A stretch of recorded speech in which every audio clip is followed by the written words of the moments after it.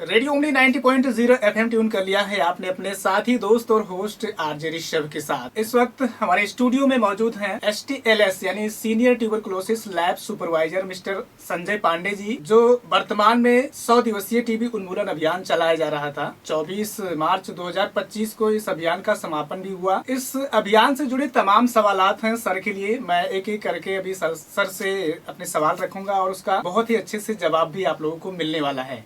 तो सर, सबसे पहले मैं आपका बहुत बहुत स्वागत करता हूं अपने स्टूडियो में। आपका भी बहुत बहुत धन्यवाद, सभी श्रोताओं का धन्यवाद। जी सर, मैं कार्यक्रम की शुरुआत करूं लेकिन उससे पहले चाहूंगा कि आपका एक संक्षिप्त परिचय हमारे सभी श्रोताओं के लिए। हम Sanjay Kumar Pandey TB lab supervisor के रूप में हरैया टीबी यूनिट पे काम कर रहे हैं जी, बस्ती जनपद में पोस्ट। बहुत बहुत स्वागत है सर। आज कार्यक्रम में आप सम्मिलित हुए हैं। बहुत सारे सवाल हैं हमारे श्रोताओं के, उनका जवाब देने के लिए आप तैयार रहें। जैसा कि सर 100 दिवसीय टीबी उन्मूलन चलाया जा रहा था और समाप्त भी हो गया है, तो मैं इस 100 दिवसीय टीबी उन्मूलन अभियान का पहले तो उद्देश्य जानना चाहूंगा और इस उद्देश्य की कितनी पूर्ति हम लोग कर पाए। 100 दिवसीय टीबी खोज उन्मूलन की बात करें तो हम लोग इसमें वल्नरेबल पॉपुलेशन के जितने भी लोग आए उसको स्क्रीनिंग करके टेस्ट करा के अगर टीबी के मरीज निकले तो उनको दवा ट्रीटमेंट पे लाए जी, स्वास्थ्य के लिए, उनके बचाव के लिए पूरा ट्रीटमेंट उपलब्ध कराए, मुहैया कराए, उनको पूरी जानकारी दी है। और जो वल्नरेबल पॉपुलेशन के अंतर्गत जितने भी संभावित लोग दिखे उनका एक्सरे और नाट द्वारा हम लोग जांच भी कराए। वल्नरेबल पॉपुलेशन का मतलब क्या है सर, हमारे श्रोताओं को थोड़ा विस्तार से बताएं। जिसमें टीबी रोग होने की संभावना अधिक हो, ऐसे व्यक्ति को सरकार द्वारा चिन्हित किया गया, जिसमें शुगर के मरीज, 60 साल से ऊपर के मरीज, कैंसर पीड़ित मरीज, लीवर के मरीज और लो BMI के मरीज जी। और टीबी रोग किसी को अगर है तो 5 साल से पहले हुआ है तो उसका, और 3 साल के टीबी के मरीज के पूरे घर वालों का जांच हम लोग कराई। ये वल्नरेबल पॉपुलेशन के अंतर्गत आए। जी जी। तो सर जैसा कि इसमें धूम्रपान भी, अल्कोहलिक भी, बिल्कुल बिल्कुल, क्योंकि ये भी कहीं ना कहीं रिस्की माने जाते हैं टीबी के लिए। सर जैसा कि स्मार्ट के सौजन्य से ओमनी रेडियो भी टीबी को लेकर के बहुत सक्रिय रहा, गांव-गांव जा करके लोगों से बात करके लोगों को प्रेरित किया जांच के लिए, उपचार के लिए, दवा करवाने के लिए। मैं आपसे जानना चाहूँगा, क्योंकि आप बहुत सारा कैंप कर चुके हैं, लोगों का स्क्रीनिंग करवा चुके हैं, तो इसका स्क्रीनिंग आप लोगों की कैसे करवाते थे सर? कैसे लोगों को प्रेरित करते थे स्क्रीनिंग करवाने के लिए और जांच के लिए सर? इसमें आशा बहुओं का बहुत अधिक रोल रहा है जी। उसमें वो फील्ड स्टाफ के रूप में घर घर जाके सभी को, जैसे वल्नरेबल पॉपुलेशन की उनको अधिक जानकारी थी, उनको वो अपने यहाँ के वल्नरेबल एक चेकलिस्ट दे दी थी, जिसमें CHO और आशा और एनएम द्वारा मिलके उन लोगों को एकत्रित किया जाता था। हमारे RBS के वाहन 102 वाहन 108 वाहन द्वारा उनको CSC पे, जहाँ पे एक्सरे मशीन की सुविधा थी, वहाँ एक्सरे कराया जाता था। अगर वो संभावित मरीज दिखते थे तो उसमें नाट पुष्टि के लिए CV नाट या ट्रू नाट लैब पे भेज के बलगम जांच करा के पुष्टि किया जाता था। स्क्रीनिंग के दौरान सर कौन कौन सी मशीनों का प्रयोग किया गया, कौन करता था स्क्रीनिंग? स्क्रीनिंग CHO द्वारा की जाती थी। वहाँ पे एक कैंप लगाया जाता था जिसमें सुलभ जांचें उनके पास जो होती थी, शुगर, BP प्लस थोड़ा बहुत दवा भी वो लोग देते थे, चिन्हित करके उनको CSC पे भेजते थे जी। CSC पे डिजिटल एक्सरे, मैनुअल एक्सरे, नाट, CV नाट द्वारा उनका जांच किया जाता था जी। और सरकार के द्वारा हैंड मशीन भी एक उपलब्ध कराई गई थी, जिसमें हम लोग हैंड हेल्ड एक्सरे मशीन गांव-गांव ले जाके, जहां से दूर सुदृढ़ गांव के लोग जा नहीं पाते थे जी, तो वहां ले जाके एक्सरे मशीन फिट कर देते थे, उन्हें लगा देते थे, तो वहां से लोग इकट्ठा होके बल्क की संख्या में वो एक्सरे जांच कराते थे। उसमें AI सिस्टम लगा था जिससे कि वो तुरंत रिपोर्ट कर देते थे, वो चिन्हित कर लेते थे और उनका फिर हम लोग दूसरे दिन उनको डिब्बी दे के CV नाट और ट्रू नाट लैब में भेज देते थे। जांच हो जाता था। किस तरह की चुनौतियों का सामना किया सर आपने, क्योंकि अभी भी बहुत सारे लोग ऐसे हैं जो जागरूक नहीं हैं वास्तव में, तो उनको जागरूक करना, उनको जांच के लिए प्रेरित करना, ये अपने आप में बड़ी चुनौती भी है ग्रामीण अंचल में। तो इसको आप लोग कैसे फेस करते थे सर? सर उसमें हम लोग पब्लिक टू पब्लिक जाके, पर्सन टू पर्सन मिलके, जी। सीएचओ, आशा और प्रधान जी लोगों का सहारा लेके समझा के, टीबी के बारे में समझा के जी। कि आप लोग इससे डरिए नहीं, ये क्योरेबल डिजीज है, पूरा दवा करेंगे, पूरा कोर्स खाएंगे, आप ठीक हो जाएंगे, आप अपने परिवार को या अपने समाज को दूषित नहीं करेंगे। जी। उनको इतना समझ में आ जाता था तो वो अपना जांच कराने सीएचसी यूपीएससी पे जाते थे।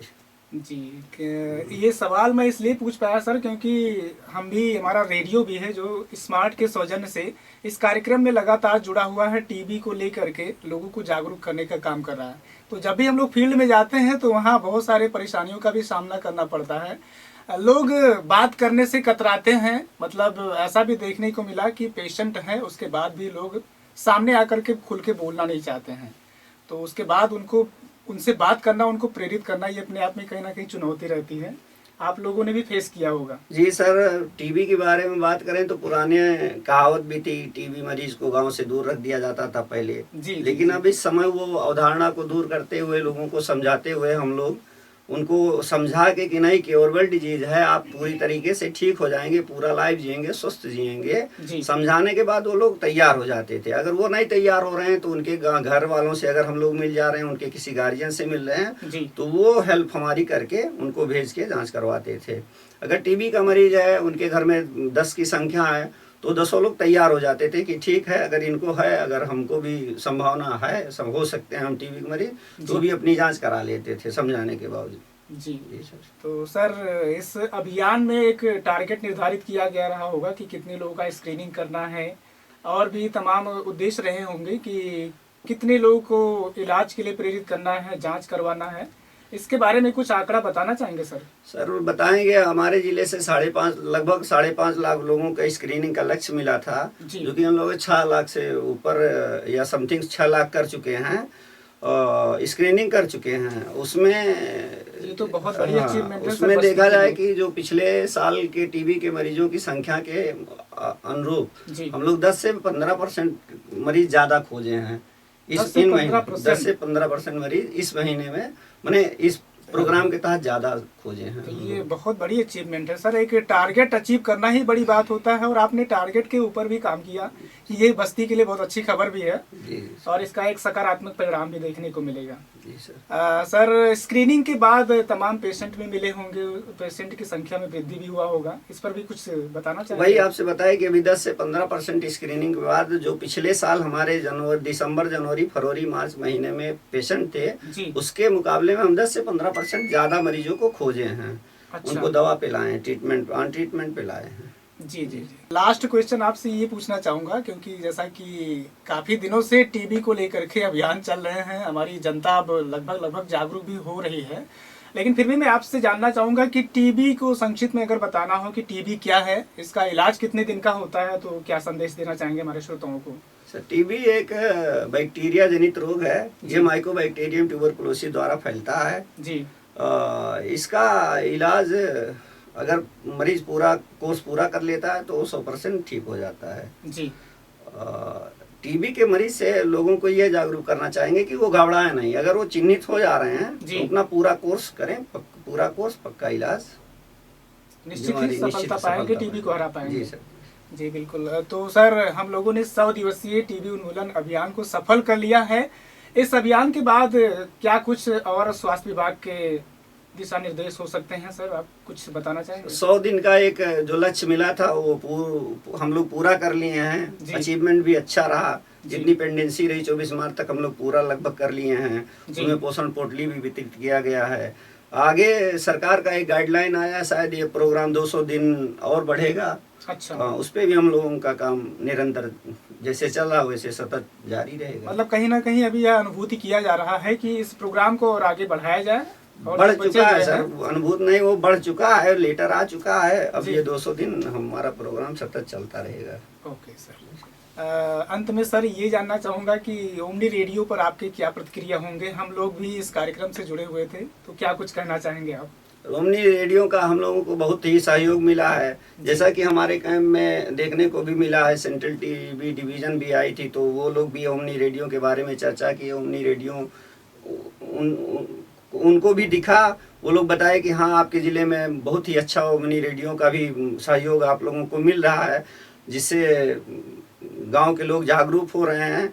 रेडियो प्रोग्राम में भी ओमनी रेडियो का प्रोग्राम चला, 100 दिवसीय टीबी खोज अभियान के रूप में, जिसमें काफ़ी लोग रेडियो सुन के जागरूक हुए हैं।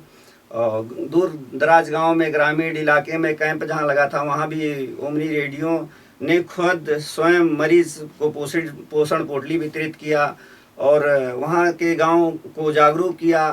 कई मरीजों से जो टीबी चैंपियन के रूप में हैं उनसे भी बात किया, उनको भी ये लोग मोटिवेट किए कि हाँ, आप सतत कार्य करते रहिए। बहुत अच्छा सहयोग रहा ओमनी रेडियो का, ये देखने और सुनने को मिला। जी, बहुत बहुत धन्यवाद सर, आपने हमारे काम को सराहा और हमारे काम को भी एक वैल्यू दिया, क्योंकि ओमनी रेडियो भी लगातार इस प्रोग्राम से जुड़ा हुआ है। स्मार्ट के सौजन से हमारा एक कार्यक्रम चलता है श्रोताओं, सेहत सही लाभ कई, जिसमें हम हफ्ते में 2 एपिसोड भी प्रसारित करते हैं, जो पूरा सेहत से ही जुड़ा रहता है आपके। आप लोग उस कार्यक्रम को जरूर सुनिए, मैं आपसे यही निवेदन करना चाहूँगा। और आज के इस साक्षात्कार में आपने अपना कीमती वक्त दिया सर, इसके लिए आपको बहुत बहुत शुक्रिया। आप सभी को धन्यवाद, सभी श्रोता बंधुओं को धन्यवाद। जी, नमस्कार।